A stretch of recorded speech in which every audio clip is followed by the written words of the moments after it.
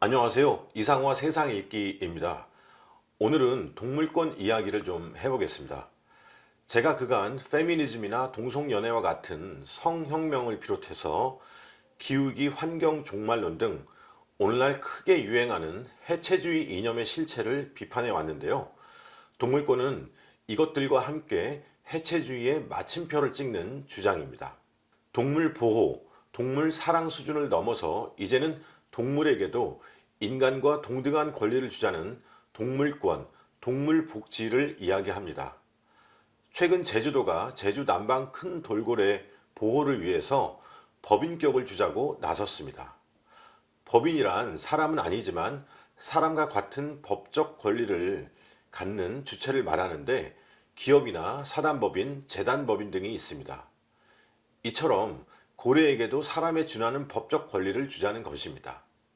이것은 앞으로 누군가 제주 남방 큰 돌고래를 해치거나 포획하면 사람에게 한 것과 똑같이 처벌하겠다는 의미입니다. 사실상 동물권에 거의 다 이른 셈입니다. 윤석열 대통령의 배우자인 김건희 여사도 개식용 금지법 등을 주장하며 동물권에 힘을 싣고 있습니다. 외교나 안보, 법치와 경제 면에서는 어느 정도 성과를 내고 있는 윤석열 정부도 개를 너무 좋아하기 때문인지 동물권 논란은 깊이 생각해보지 않은 것 같습니다. 저는 개고기를 먹지 못할 뿐더러 개나 고양이 등 동물을 참 좋아합니다. 어릴 때부터 집에서 기른 적이 있고 잘 놀아주고 간식도 챙겨주고 예뻐하는 편입니다. 그럼에도 동물에게 인간과 같은 권리가 있다는 주장에는 동의할 수가 없습니다. 동물권이란 애초에 없기 때문입니다. 동물권의 권리란 어떤 의미일까요? 사전적으로 권리란 어떤 일을 행하거나 타인에 대하여 당연히 요구할 수 있는 힘이나 자격을 말합니다. 동물에게는 이러한 힘이나 자격이 없을 뿐더러 타인에게, 즉 사람에게 이러한 권리를 요구한 적도 없습니다. 개나 고양이가 모여서 총회를 열고 이러한 권리, 즉 동물권을 사람에게 요구했다는 소식을 들어본 적이 없습니다. 앞서 말씀드린 제주 남방 큰 돌고래도 마찬가지고요. 그런데도 동물에게 애시당초 없는 권리를 주자고 난리입니다. 이러한 권리는 오직 사람에게만 주어졌습니다. 흔히 천부인권이라고 하는데 인간이 태어나면서부터 가지는 권리를 말합니다. 인간에게만 자기 보존이나 자기 방위, 자유나 평등의 권리 등 기본적 권리가 있다는 것이죠.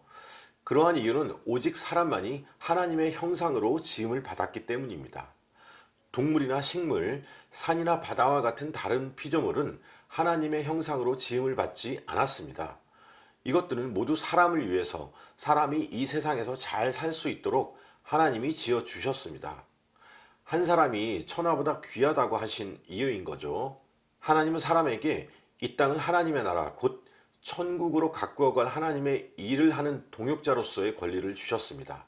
또 하나님의 자녀로서 그 나라를 상속받을 특권을 사람에게만 주셨습니다. 천사도 부러워하는 이러한 권리를 오직 사람에게만 주셨습니다. 이 권리의 연유에 사람만이 하나님으로부터 부여받은 기본권을 갖고 있습니다. 그렇다고 동물과 같은 다른 피조물들을 학대하거나 막 대해도 된다는 말은 아닙니다. 동물은 인간이 잘 다스리고 보호해야 할 대상일 뿐이죠.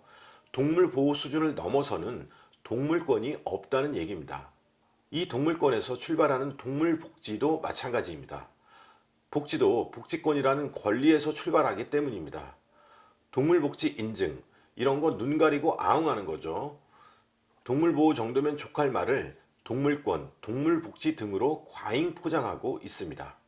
그럼에도 만약 동물권을 인정해야 한다면 식물권은 왜 주장하지 않을까요? 나아가 기생충도 동물인데 기생충권은 없을까요? 세균이나 바이러스는 어떨까요? 이들에게도 권리가 있다면 함부로 죽이면 안 되니까 사람의 몸에 병을 일으키는 기생충이나 세균이 들어와도 구충제나 항생제 등은 먹지 말아야 하지 않을까요? 동물권은 아무런 논리도 갖추지 못한 감성적 선동에 불과합니다. 동물권을 주장하는 자들은 흔히 동물도 인간과 같은 감각을 가지고 있어서 고통을 느끼기에 권리로서 보호해야 한다고 말합니다. 동물권은 고기를 먹지 않는 비건으로까지 나아갑니다. 혼자서만 안 먹으면 될 일을 이념으로 만들고 법으로 강제해 남들에게 강요합니다. 그렇다면 식물은 감각이 없어서 고통을 느끼지 못한다고 누가 장담할 수 있을까요?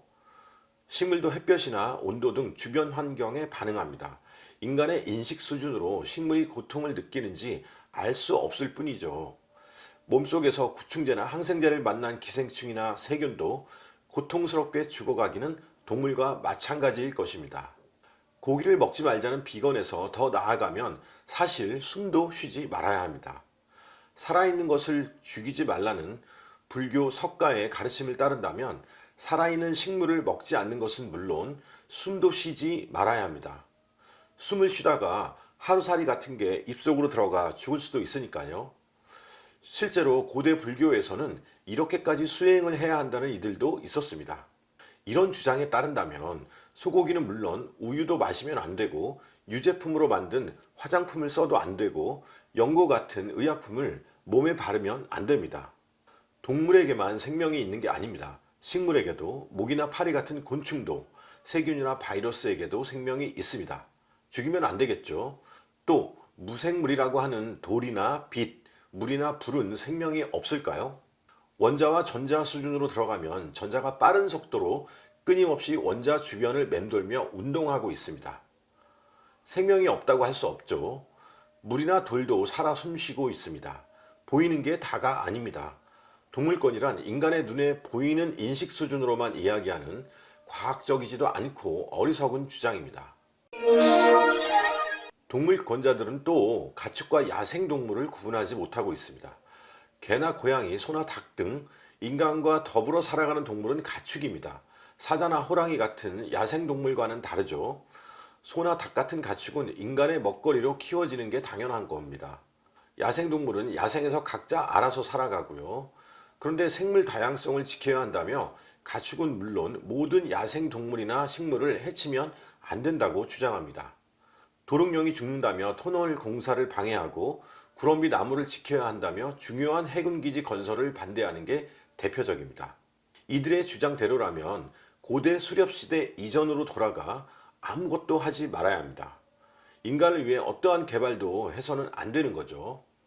이렇듯 동물권은 자신들이 지구를 지킨다며 기후위기를 주장하는 환경 종말론과도 맥락을 같이 합니다.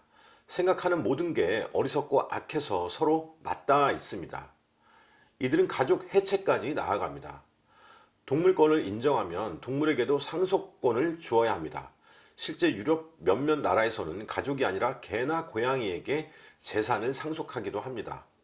동물을 하나님의 형상으로 지음받은 인간의 경지로까지 끌어올리자는 동물권은 다른 한편으로 인간을 동물 수준으로 끌어내리려는 주장입니다. 동물권은 인간과 동물이 모두 진화의 산물이라는 유물론에 그 기초를 두고 있습니다. 인간이나 동물이나 해체하면 탄소, 수소, 질소, 산소 등 탄소 화합물로 이루어진 똑같은 유기물이라는 거죠. 동물이 되고 싶어 안달이 났습니다. 더 나아가 인간이 짐승보다 못한 존재가 되어가고 있습니다. 요즘은 동물도 하지 않는 동성연애를 하고 또 축복해 주자고 난리니까요. 서두에 말씀드린 동성연애나 성평등 같은 성혁명, 기후위기 환경 종말론과 함께 동물권도 하나님이 지으신 이 세상의 모든 질서를 파괴하자는 해체주의 주장입니다. 악한 이념끼리는 서로 손을 잡고 같은 맥락 속에 자리합니다. 어느 때보다 잘 분별해야 하는 시대입니다. 이들은 동물권을 인간의 법으로 강제하려고 하는데 사실 이보다는 이 땅에 하나님의 나라가 실현되는 게 더 빠를 겁니다. 인간은 노아의 홍수 이후로 육식을 하게 되었지만 주님이 다시 오셔서 하나님의 나라 곧 천국이 완성되면 가축뿐만 아니라 야생동물과도 더불어 잘 살 수 있게 됩니다. 이사야서를 보면 이리가 어린 양과 함께 살며 젖 먹는 아이가 독사의 구멍에서 장난치게 된다고 했으니까요. 동물권과 같은 헛된 주장을 펼치지 않아도 하나님의 나라가 완성되면 이 모든 것들이 자연스럽게 실현됩니다. 따라서 우리는 이런 주장에 미혹되기보다는 오로지 하나님의 나라와 의를 구하는 게 먼저일 것입니다. 시청해 주셔서 고맙습니다.